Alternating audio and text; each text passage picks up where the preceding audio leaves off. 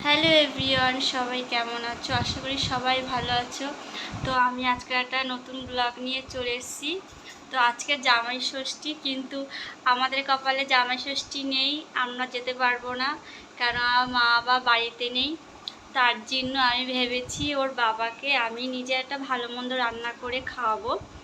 তো এখন মাম্মাম এই যে ঘুম থেকে উঠেছে, মাম্মামকে দড়ি দিয়ে বেঁধে রেখেছি, নাহলে আমি কাজ করতে পারবো না, ও খাট দিয়ে পড়ে যাবে।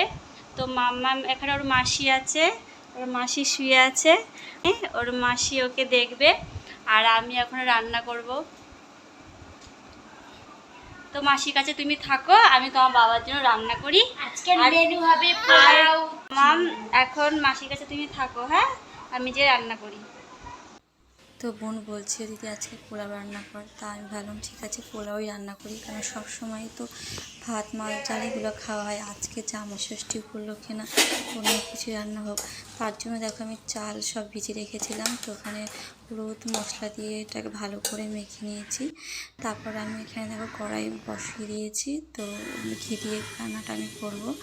তো এখানে গরম মশলা নিয়েছি, তো ঘিতে দেখো আমি এটা ঢেলে এটা হালকা করে ভেজে নেব। তারপর হচ্ছে ভাজা হয়ে গেছে প্রায়, এবার আমি চালটা দিয়ে এটা ভালো করে ভেজে নেব, তাহলে বেশ ভালো হয় খাবারটা। আমি এরকমভাবেই রান্নাটা করি। তো ততক্ষণে ভাজা হয়ে গেছে, এবার আমি এটা প্রেসার কুকারে দিয়ে জল দিয়ে এটা বসিয়ে দিয়েছি।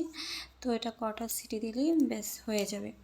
তো আজকে রান্না হয়েছে ডিম আর চিংড়ি মাছ আর হচ্ছে পোলাও। দেখো আমাদের রান্না কমপ্লিট, থালাতেও সাজানো হয়ে গেছে।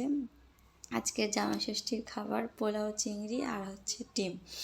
তো এখন আমরা খাবো। তো আমাদের জামাই ষষ্ঠীর ভিডিওটা কেমন লাগলো অবশ্যই তোমরা কমেন্ট করে জানাবে। আবার নেক্সট ভিডিওতে দেখা হবে। টাটা।